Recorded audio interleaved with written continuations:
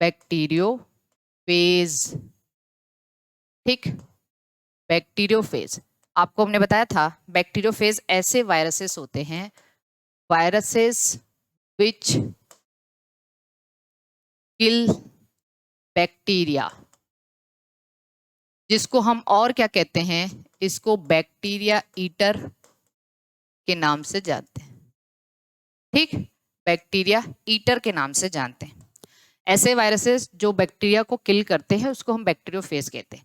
किसने डिस्कवर किया था, किसने डिस्कवर किया था, तो डिस्कवर्ड इंडिपेंडेंटली, याद रखना ये लाइन, इंडिपेंडेंटली बाय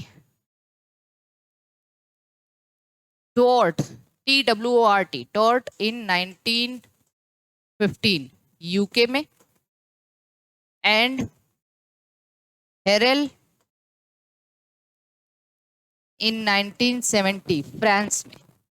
इन दोनों लोगों ने इंडिपेंडेंटली डिस्कवर किया था, याद रखना, डिपेंड साथ में नहीं थे ये दोनों लोग, साथ में नहीं थे, ये इंडिपेंडेंटली डिस्कवर किए थे इसको अलग अलग। जैसे आपसे पूछा जाता है मेंडल के लॉ की रीडिस्कवरी किसने की थी, तो आप 3 साइंटिस्ट के नाम बताते हैं और तीनों ने इंडिपेंडेंटली किया था, तीनों ने इंडिपेंडेंटली किया था, कार्ल कोरेंस, ह्यूगो डिब्रीज और शेरमार्क ने 1900 में। तो ये बात आपको पता होना चाहिए, इंडिपेंडेंटली इन्होंने अलग, इन्होंने टॉर्ट ने 1915 में और हेरेल ने 1917 में।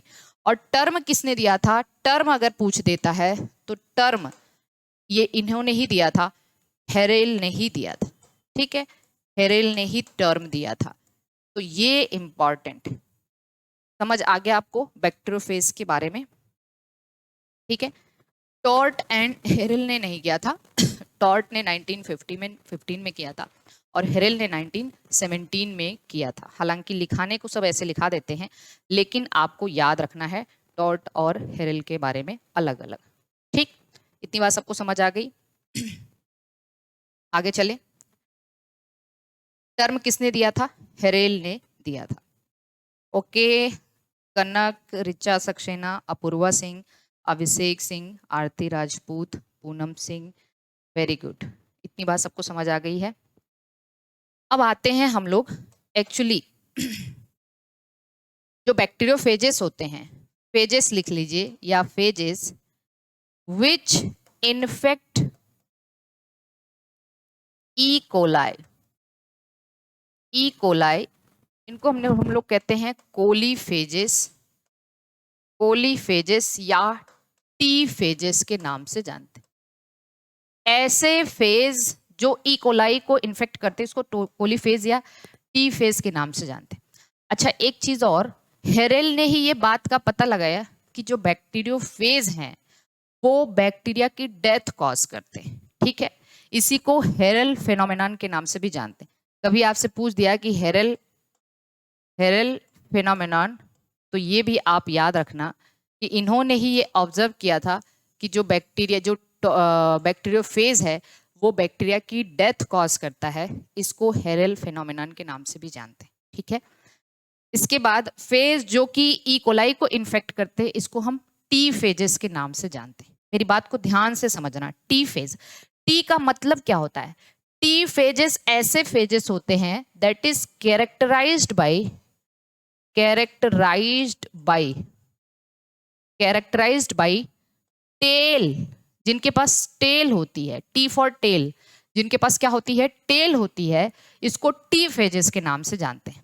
जैसे याद करिए, हमने बायोटेक्नोलॉजी में आपको क्या बताया था, एक टी डीएनए बताया था, याद आ रहा है, टी डीएनए, बताइए सभी लोग, याद आ रहा है टी डीएनए, टी डीएनए कहाँ पाया जाता है, टीआई प्लाज्मिड में, जो टीआई प्लाज्मिड बताया था हमने, टीआई प्लाज्मिड, टीआई प्लाज्मिड में एक छोटा सा पोर्शन होता है जिसको हम टी डीएनए के नाम से जानते हैं, है ना, टी डीएनए।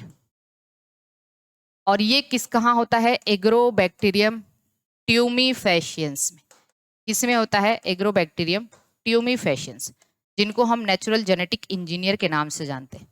हमने ये भी बताया था कि टी डीएनए का मतलब ट्रांसफर डीएनए, ट्रांसफर डीएनए, है ना, जब ये बैक्टीरिया किसी होस्ट को, किसी प्लांट को इन्फेक्ट करता है तो पूरा प्लाज्मिड उसके अंदर नहीं जाता।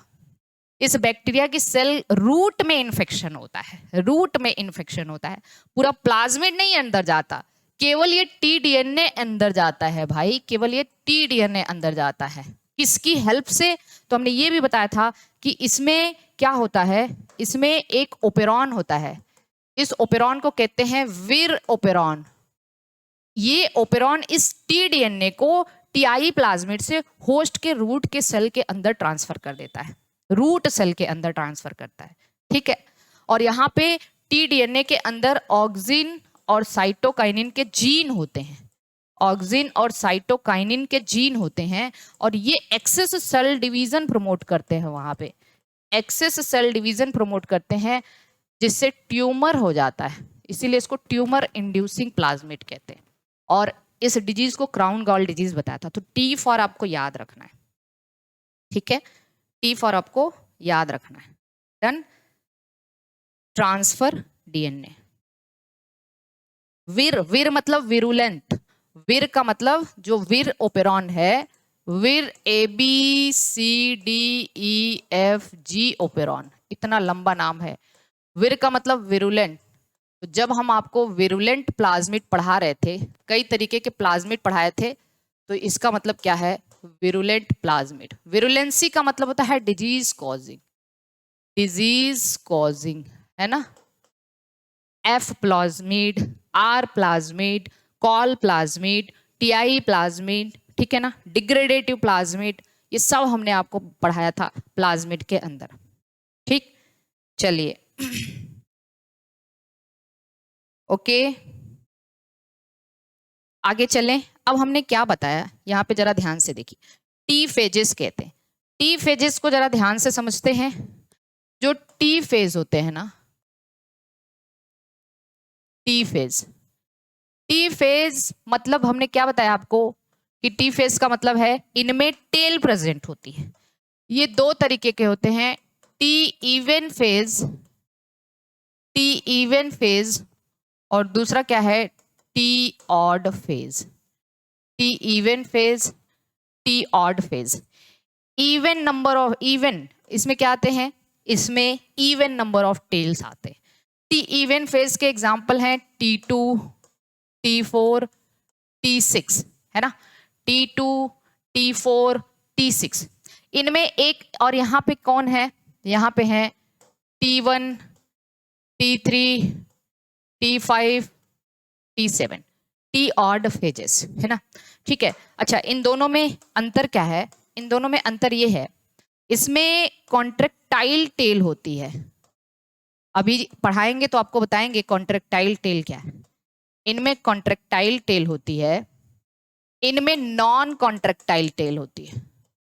ये सबसे बड़ा डिफरेंस है, तुरंत अंडरलाइन करिएगा, तुरंत अंडरलाइन होना चाहिए। This is the biggest difference between, you can say, T even phase and T odd phase, the biggest difference you can say, okay. तो आप यहाँ पे क्या लिखेंगे, this is very very IMP, तुरंत अंडरलाइन करेंगे, this difference is very very IMP। What? That is presence of a contractile tail and presence of non contractile tail in T odd phase. Done, ठीक। अब देखिए, इनमें एक और बहुत अच्छा डिफरेंस है, एक और अच्छा डिफरेंस है जो आपको पता होना चाहिए। 5 यहां पे क्या होता है, presence of, please be attentive, presence of 5 methyl hydroxyl cytosine, hydroxyl cytosine in presence of, in presence of cytosine. जो डीएनए में, जो डीएनए में क्या होता है, बेसिस होते हैं एडेनिन, ग्वानिन, साइटोसिन, थाइमिन। यहाँ पे एक एबनॉर्मल बेस देखने को मिलता है, साइटोसिन की जगह पे यहाँ पे 5 मिथाइल हाइड्रोक्सिल साइटोसिन देखने मिलता है, साइटोसिन की जगह पे 5 मिथाइल हाइड्रोक्सिल साइटोसिन देखने मिलता है। और यहाँ पे क्या देखने मिलता है, यहाँ पे नॉर्मल साइटोसिन देखने मिलता है, नॉर्मल साइटोसिन देखने को मिलता है, क्लियर, नॉर्मल साइटोसिन। अच्छा, इनमें भी जो टी ऑड फेज हैं, ये दो तरीके के हैं, एक एक में क्या होता है, शॉर्ट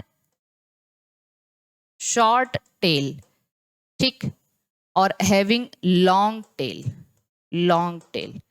इन चार में से जो T1 है, T3 है और T7 है, इनके टेल शॉर्ट होते हैं, जबकि T5 का टेल लॉन्ग होता है। T5 का टेल क्या होता है, लॉन्ग होता है। तो this is all about, you can say T phase. Clear?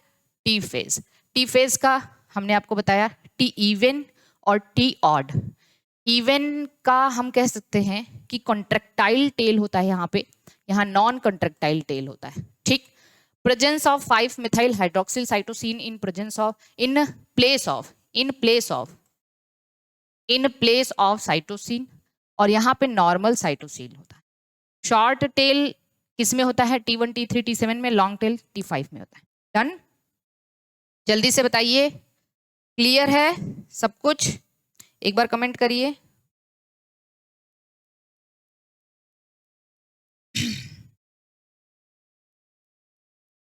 ठीक है, आगे चले।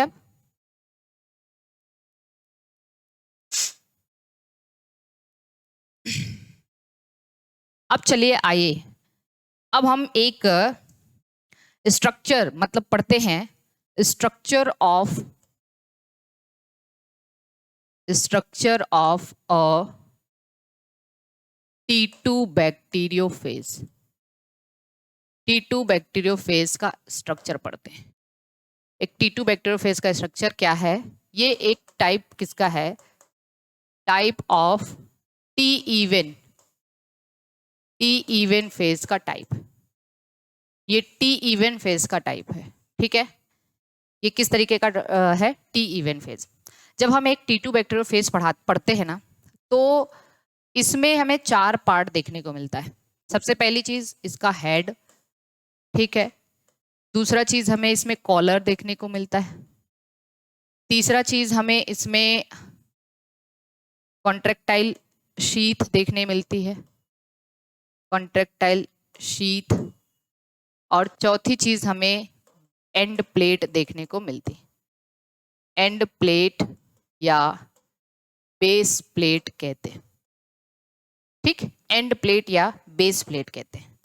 ध्यान से समझिए, पहले एक स्ट्रक्चर इसका बना लेते हैं हम लोग। एक स्ट्रक्चर बनाते हैं और बताते हैं। देखिए, ये जनरली इनका हेड हेक्सागोनल होता है। कैसा होता है, हेक्सागोनल। हेक्सागोनल हेड, छोटा सा कॉलर होता है यहाँ पे, छोटा सा कॉलर, ओके। फिर इसके बाद ये लगभग एक 24 एनुलर रिंग की बनी हुई कॉन्ट्रेक्टाइल शीथ होती है। कितना, 24 एनुलर रिंग्स होता है। ये पूरा का पूरा कॉन्ट्रेक्टाइल शीथ है, और ये अंदर से हॉलो होती है। कैसी होती है, अंदर से हॉलो होती है, केवल बाहर से ऐसे शीथ, ऐसे एनुलर रिंग होगा। इसको हम ऐसे बना देते हैं, ये इस तरीके से एनुलर रिंग्स होते हैं। 24 number is fixed, okay. 24 annular rings होता है, अंदर से हॉलो होता है। अंदर से क्या होता है, ये हॉलो होता है, ठीक है। इसके बाद आते हैं सबसे एंड में हेक्सागोनल सबसे एंड में हेक्सागोनल एंड प्लेट होता है। एंड में हेक्सागोनल एंड प्लेट होता है, हेक्सागोनल याद रखिएगा, जिसके नीचे से कुछ टेल पिन्स निकली होती हैं। ऐसे टेल पिन्स होती हैं। यही पिन जो है ना, इंजेक्शन की तरह काम करती हैं। जब ये बैक्टीरिया के सरफेस पे अटैच होता है तो इंजेक्शन की तरह काम करती हैं उसको पेनिट्रेट करने में, और इसी की हेल्प से अपना डीएनए ये ट्रांसफर कर देते हैं। और उसके बाद यहाँ पे क्या होता है, इसके बाद इसके ऊपर से, या जो टेल प्लेट्स है, लगभग आप कह सकते हैं 6 टेल फाइबर, लगभग नहीं, फिक्स होता है ये, 6 टेल फाइबर्स निकले होते हैं। कितने, 6 टेल फाइबर्स। तो अब, और इनका जेनेटिक मटेरियल कैसा होता है, जेनेटिक मटेरियल इनका डबल स्ट्रैंडेड डीएनए होता है। जेनेटिक मटेरियल इनका क्या होता है, डबल स्ट्रैंडेड डीएनए। तो ये आपका हेड हो गया, दिस इज द हेड, जो कि हेक्सागोनल होता है। हेड कैसा होता है, हेक्सागोनल। और हेड के अंदर जो है आप कह सकते हैं double stranded DNA, linear DNA. इसका जेनेटिक मटेरियल है, ठीक, okay. Double stranded linear DNA. Head के अंदर और क्या है, कैप्सिड, कैप्सिड, ये जो प्रोटीन कोट है। तो एक जस्ट अ मिनट, ये डीएनए हो गया, double strand DNA, okay, double strand DNA हो गया ये, ओके। ये कैप्सिड है, कैप्सिड हमने आपको बताया था इसकी प्रोटीन कोट को कहते हैं, और इसकी यूनिट क्या होती है, कैप्सोमियर, कैप्सोमियर्स। और लगभग यहाँ पे 2000 कैप्सोमियर्स होते, 2000 कैप्सोमियर्स। आपको आगे पढ़ाएंगे टीएमवी, ठीक। टीएमवी में जो कैप्सोमियर होता है वो 2130 होता है, एकदम फिक्स। टीएमवी में 2130 होता है, ओके। इसके बाद आप देखेंगे इसका जो, इसकी पूरी लंबाई की अगर बात करें तो लंबाई इसका 95 नैनोमीटर, ठीक। इसका डायमीटर की बात करें तो डायमीटर 65 नैनोमीटर, एंगस्ट्राम में निकालेंगे तो 65 एंगस्ट्राम, इसको एंगस्ट्राम में लिखाएंगे तो 950 एंगस्ट्राम, ठीक है। ये हो गया। ये छोटा सा यहाँ पे क्या प्रेजेंट है, this is what the collar, ये क्या प्रेजेंट है, कॉलर। और यहाँ पे आप कह सकते हैं कि दिस इज, ये शीथ प्रेजेंट है, शीथ, कॉन्ट्रेक्टाइल शीथ प्रेजेंट। ये क्या है, contractile sheath present, contractile sheath, okay. Consist of 24 annular rings, जिसमें 24 एनुलर रिंग्स होते हैं, वेरी वेरी आईएमपी। लास्ट में this is what the base plate, base plate या एंड प्लेट होता है, ठीक। दैट कंटेन्स, दैट, इसके तीन काम, इसके तीन काम। जो बेस प्लेट है ये है कैसा, ये हेक्सागोनल है, कैसा है, हेक्सागोनल है। इसके पास 6 टेल फाइबर्स होते हैं, 6 टेल फाइबर्स हैं, ठीक। जो कि टेल फाइबर का काम क्या होता है, ये बैक्टीरिया से अटैच होने में, बैक्टीरियल सरफेस से अटैच होने में रोल प्ले करते हैं। इसके बाद यहाँ पे क्या है, प्रभाकांत मिश्रा, ये आपको जिस बैच में पढ़ाया, जिस बैच में उसमें पढ़ाया होगा, है ना। आप, ये सुप्रीम बैच की क्लास चल रही है, जो न्यू बैच स्टार्ट है उसकी क्लास चल रही है। इसके बाद जो 6 टेल फाइबर के अलावा इसमें टेल पिन्स होते हैं, क्या होते हैं, टेल पिन्स। टेल पिन का काम क्या है, ये इंजेक्शन की तरह काम करते हैं, अभी इसके बारे में बताते हैं। और एंड प्लेट से एक और चीज बता दें, दे सीक्रेट लाइसोजाइम, क्या सीक्रेट करते हैं, लाइसोजाइम। लाइसोजाइम एक एंटीबैक्टीरियल एंजाइम है। लाइसोजाइम क्या है, एक एंटीबैक्टीरियल एंजाइम है जो बैक्टीरिया की सेल वॉल को डिसॉल्व करता है, बैक्टीरिया की सेल वॉल को डिसॉल्व करता है। अब देखिए होता क्या है, जब भी ये बैक्टीरियोफेज बैक्टीरिया की सरफेस से अटैच होता है ना, तो अटैच किससे होता है, टेल फाइबर से अटैच होता है, ठीक है। और जैसे ही वो अटैच होता है तो इसका जो बेस प्लेट है या एंड प्लेट है वो लाइसोजाइम एंजाइम सिक्रीट करता है, और वो बैक्टीरिया की सेल वॉल को डिसॉल्व कर देता है। आपको पता है बैक्टीरिया की सेल वॉल पेप्टिडोग्लाइकन की बनी है, और उसमें लाइसोजाइम एंजाइम उसको डिसॉल्व कर सकता है। इसके बाद क्या होता है, अब ये इसकी कॉन्ट्रेक्टाइल शीथ है, हमने कहा था ये कॉन्ट्रेक्टाइल शीथ होती है, ठीक है। After attachment this sheath contract, ये क्या होता है, ये शीथ कॉन्ट्रैक्ट होता है। और इसके अंदर हॉलो ट्यूब है, this is a hollow tube, you can से दिस इज हॉलो ट्यूब, ये क्या है, हॉलो ट्यूब है। तो जब ये कॉन्ट्रैक्ट होती है ना, तो इसकी वजह से प्रेशर जो क्रिएट होता है, तो ये डीएनए यहाँ से निकलते हुए और ये डीएनए आके लोड हो जाता है इसमें, किसमें, टेल पिन्स में, टेल पिन में डीएनए लोड हो जाता है। और टेल पिन ही हमने कहा एक इंजेक्शन की तरह काम कर रहा है, वो बैक्टीरिया के अंदर इस अपने जेनेटिक मटेरियल को ट्रांसफर कर देता है। So this is the procedure, you can say, how bacterial cell is going to infect by the bacteriophage, and bacteriophage किस तरीके से अपना जेनेटिक मटेरियल ट्रांसफर करता है बैक्टीरिया के अंदर, ठीक है। तो ये पूरी की पूरी प्रोसेस है, दिस इज द मैकेनिज्म।